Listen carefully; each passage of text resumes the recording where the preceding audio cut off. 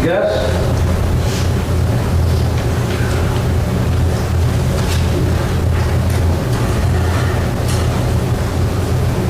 So as the little sign says, we're back into our book, and we're at chapter 25, which I hope you read last week. I've explained this all to you before. I do not gear my sermon around what the author has already given you in the book. So you get kind of a double dose, you get kind of a bonus. So I'm certainly hoping that each week that we're going to have one of these sermons from the book. I hope that you're reading that chapter beforehand, because if you are, then you are in the position of being able to hear about hope from, or whatever we're talking about, from two different perspectives. Randy did just a wonderful job on hope as far as the biblical perspective, and I think he did just a great job. And we're going to stay biblical, but we're going to go in a little bit different direction than what he did, and that will give you another perspective of hope, because hope, I believe, is probably one of the most important aspects of being a Christian. And I think you'll find out as much about that today as you need to know. But I'm going to take you on a little mental exercise to get you started this morning. We're going to define a couple of words, and the first word that we're going to define is called fatalism. That comes from the derivative of course, fate. And that is the belief that all events are predetermined and therefore inevitable. I will tell you that that is partly true and partly not true from a biblical stance. But we all believe in that. And you understand why we believe in that with the next slide that shows you the two sides of fatalism. The two sides of fatalism are pessimism, which expects the worst, and optimism, which presumes the best. Now, all of us have been one of those two things on and off throughout our lives, but the majority of us lean in one direction more than the other in our day-to-day activities. I will tell you that I am an eternal optimist. You give me any life's experience, any situation, and I will give you the optimistic viewpoint on that, or the optimistic hope on that. As far as fatalism is concerned, there is a contrast to fatalism, and it is what Christians call hope. And probably the best definition of hope that I have come across in a very long time is this one. It says that hope is a vision of better days that changes us in the present. Now that changes us in the present. That's huge. That is so important. Over and over today, you're going to hear me talk about that. It changes us in the present. Let me give you kind of an example.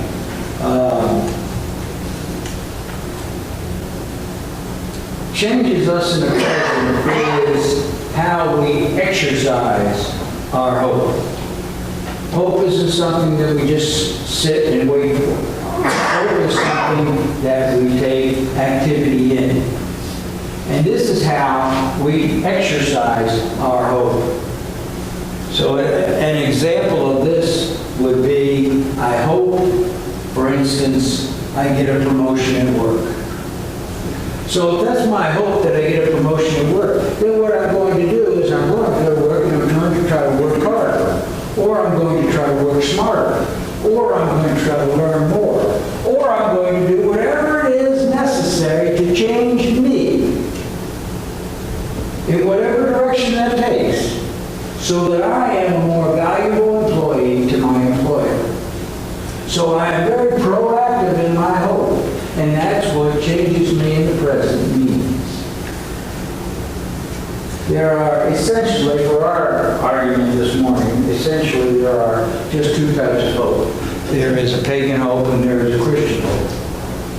I define a pagan hope as a hope dependent on a person's own ability and what they call good luck or karma. I can tell you now, Positively, there is no such thing as luck. But the pagans believe that there is. The pagans believe that things that come their way, they're lucky. Christians believe that the things that come our way were given to us by God. And on the other side of this coin, of course, is the Christian hope, which is entirely different, and it's a hope dependent upon the author of hope, Jesus Christ, and the biblical promises of God the Father. Those are the two definitions that I kind of want you to keep in mind as we go through this, because that's what we're going to talk about today. It's the difference between pagan hope and Christian hope. But before that, there's one other thing I want you to learn about hope.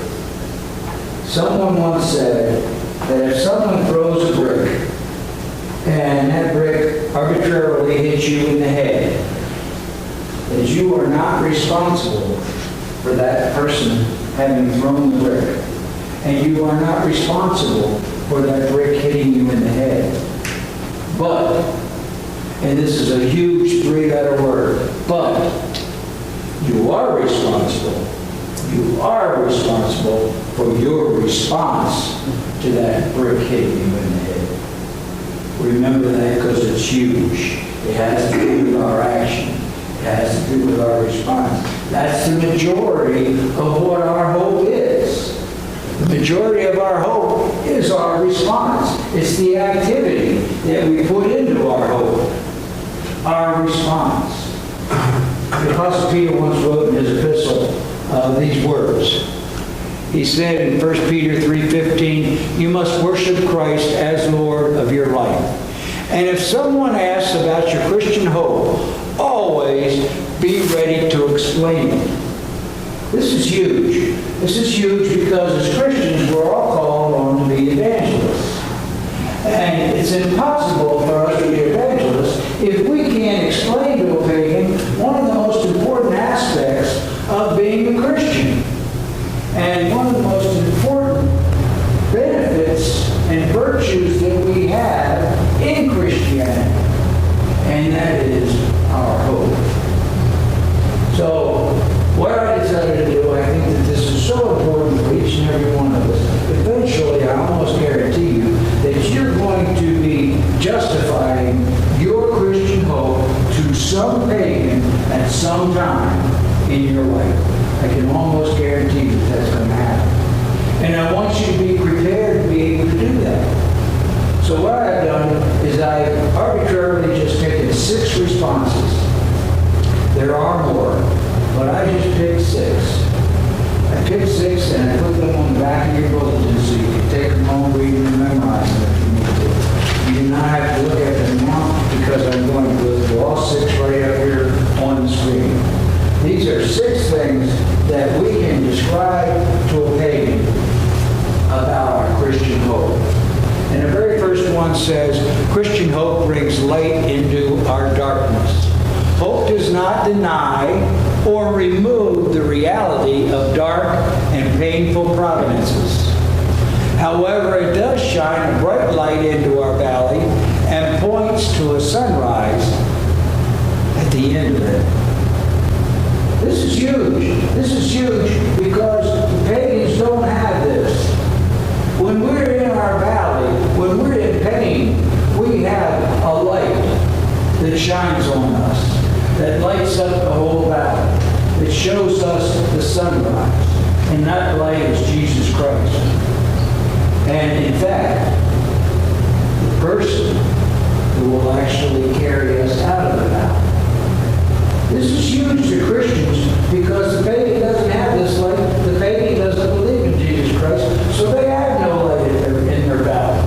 All they have is darkness, and all they can do is crawl their way through the valley by their own accord, by their own ability.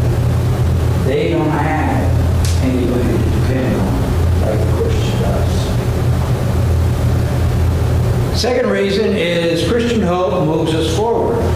Christian hope is a realistic expectation of a good and glorious future based upon the reliable Word of God. It underlines expectations and it increases our momentum. All the way through the Bible, we get glimpses eternal heaven that we're all going to go to one day. And it's absolutely beautiful. It's absolutely wonderful. It's absolutely magnificent. It fills our life. It fills our hope. It fills everything about us that makes us joyful and happy. The pagan doesn't have this. Because, remember, it undermines expectations because it increases our momentum. It increases our activity. We are going to be more active when we have hope. Okay. The next one. Hope energizes the present.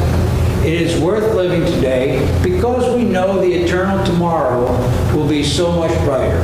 The pagan considers this dread because when he thinks of eternity, if he thinks eternity is actually even possible, he's going to dread that because he doesn't have Christ in his life.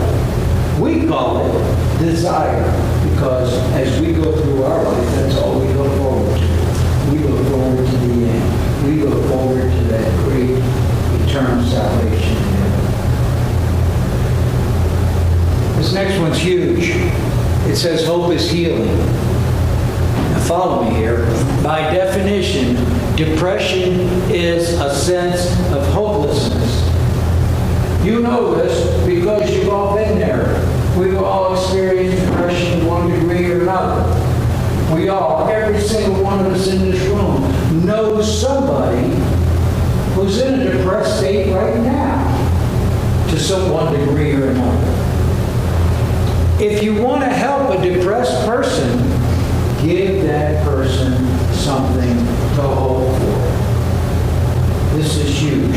I've just taken the first 2 years of college psychiatry and confined it to 2 sentences. You can do this. You can do this to yourself. You can do this when you're depressed. And you can certainly do this in order to help other people when they're depressed. Find hope. Find something to hope in. Certainly, what I give is the hope of Jesus Christ. Another one. Christian hope is logical. Hope is not something that we wait for. We do not wait for hope. Hope motivates action. Remember our original definition, hope changes us in the present. That's huge. But probably one of the most important reasons of all is that hope is infectious. Just as our attitude of sadness can bring someone down, and we've all experienced that. Somebody's sad, it brings us down. We're sad, it brings somebody else down. It happens. So too can our hope be inspiring and motivating. So much so that unbelievers cannot help but say, I want some of what he has.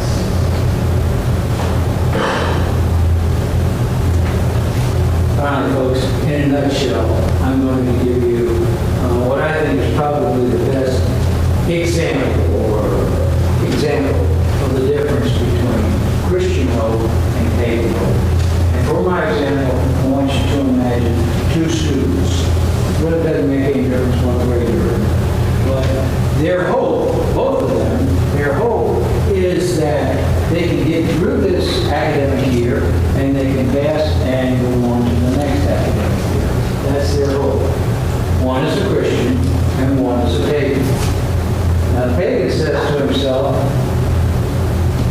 if I want my hope to come true, I am going to have to work hard, I am going to have to study hard in order to make this happen.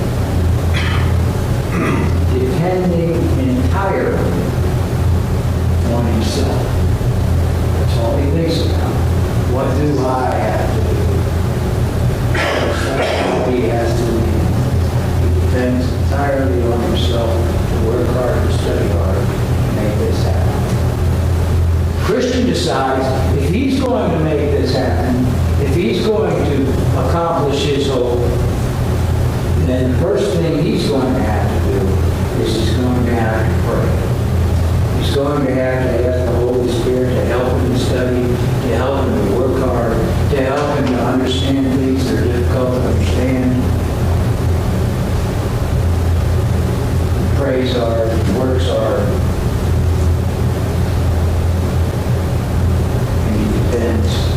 down on himself for any help. Both students are more than likely to pass and to move on to the next grade. That's because that's the benefit of hard work. But the difference between the Christian and the pagan all year long is going to be that the Christian is going to spend his year with great confidence. The pagan is going to spend his year with great doubt. Because the pagan isn't confident in his own abilities. He's confident in the ability of the one true God, your true God. Amen. And, all right.